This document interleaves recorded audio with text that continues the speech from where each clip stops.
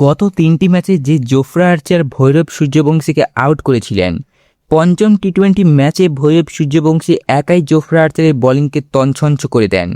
ইংল্যান্ডের বিপক্ষে 5 ম্যাচের টি-20 সিরিজ ভারতীয় দল আগে ৩-0 ব্যবধানে পিছিয়ে পড়েছিল।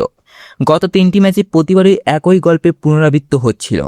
ইংল্যান্ডের তারকা পেসার জোফরা আর্চার বারবার ভৈরব সূর্যবংশীকে আউট করেছিলেন, আর পুরো ইংল্যান্ড উল্লাসে মেতে উঠছিল।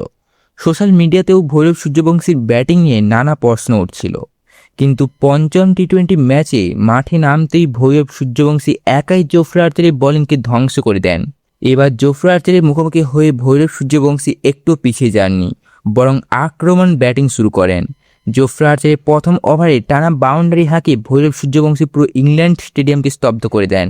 ইংল্যান্ডের দল সামলে ওঠার আগেই জোফরা আর্চার পরের ওভারে ভৈরব সূর্যবংশীকে টানা বাউন্ডারি মারতে থাকেন। যে বোলার টানা 3টি ম্যাচ ভৈরব সূর্যবংশীকে প্রবলেমে ফিরেছিলেন, আর সেই বোলারের গতি ভৈরব সূর্যবংশীর সামলে উঠতে পারছে না। আর সেই বোলার গতি ভৈরব সূর্যবংশীর সামনে অসহায় হয়ে পড়ছিল। এরপর আর কোনো বোলারে ভৈরব সূর্যবংশীর ঝড়ো ইনিংসকে থামাতে পারেনি। স্যাম কার্নের সুইং হোক কিংবা আদিল রাসেলের স্পিন, প্রতিটি বলই সীমার বাইরে যাচ্ছিল। 4 ছক্কার এমন বৃষ্টি হচ্ছিল যে দর্শকরা নিজেদের আসন ছেড়ে দাঁড়িয়ে উদযাপন করেন।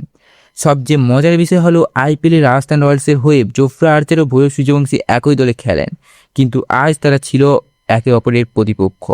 মাত্র 45 বলে 150 রানের বিধ্বংসী ইনিংস খেলে ভৈরব সূর্যবংশী ইংল্যান্ড বোলিং আক্রমণকে পুরোপুরি তছনছ করে দেন। এই ইনিংস শুধু রান ছিল না, বরং গত 3 ম্যাচের সব সমালোচনার জোরালো জবাব ছিল। ভৈরব সূর্যবংশী আবার প্রমাণ করে দিলেন যে ভবিষ্যতে তিনি বিশ্বের বহু রেকর্ড ভেঙে দিতে সক্ষম।